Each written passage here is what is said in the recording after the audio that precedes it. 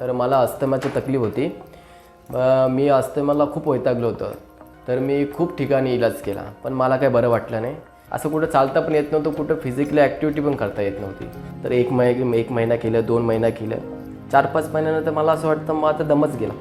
आता मी पळतो, मी जिम मारतो, एक्सरसाइज, मॉर्निंग वॉक करतो, सगळं करतो. माझं नाव अमित शेजवळ आहे. मी कसाऱ्यावर राहतो.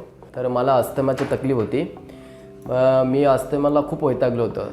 तर मी खूप व्हिडिओ बघायचो यूट्यूबला, अस्थमाचा इलाज कसा काय होणार. तर मी खूप ठिकाणी इलाज केला, पण मला काही बरं वाटलं नाही. तर मग योगायोगमध्ये मला डॉक्टरांचा यूट्यूबचा नंबर भेटला.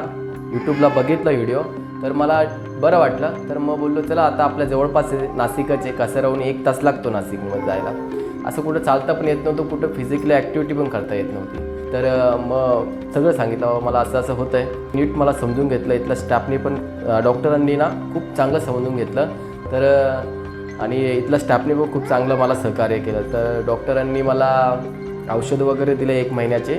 तर मला 1-2 महिने मी घेतले औषध. मला बरं वाटलं. खूप उपकार आहे आमच्यावर, कारण की मला एवढा दम लागायचा, झोपेत पण दम लागायचा. खूप इलाज केले, पण औषध दिलं आणि व्यवस्थित एकदम मी डिप्रेशनमध्ये जात होतो. खूप चांगलं काउन्सिलिंग केली आणि खूप चांगलं वाटलं. आणि स्टाफ पण नेहमी फोन करायचे, काय सरांना कसं वाटतंय, कशी तब्येत आहे. त्याच्यामुळे थोडा अटॅच पण राहिलो.